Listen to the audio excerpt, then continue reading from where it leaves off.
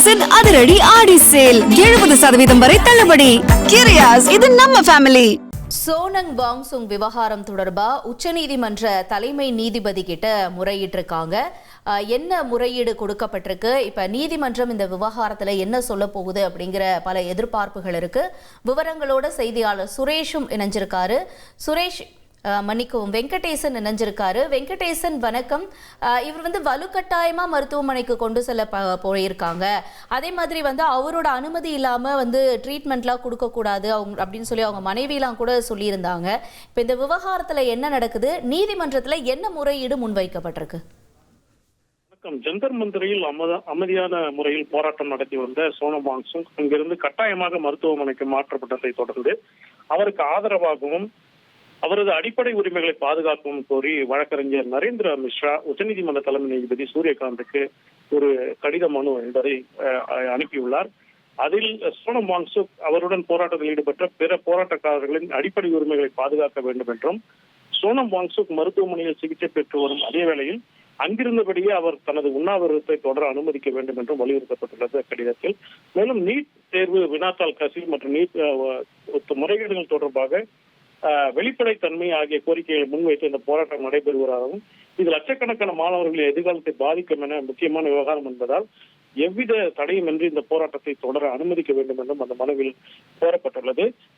இதனிடையேதான் சோனம் வாங்சுக் சப்தர்ஜங் மருத்துவமனைக்கு ஒரு கடிதம் எழுதியுள்ளார். அதில் சோனம் வாங்சுக்கை தங்களுக்கு விருப்பமான வேறொரு மருத்துவமனைக்கு மாற்ற விரும்புவதாகவும், அது தொடர்பாக அனுமதி வேண்டும் என்று ஒரு கடிதம் எழுதியுள்ளார். குடும்பத்தினரின் முறையான அனுமதி என்று சோனம் வாங்சுக்கு எவ்வித வாய்வழி மருந்துகளோ அல்லது ஊசி மூலமா சிகிச்சைகளோ வழங்கப்படக்கூடாது என்றும் அது தெரிவித்துள்ளார்.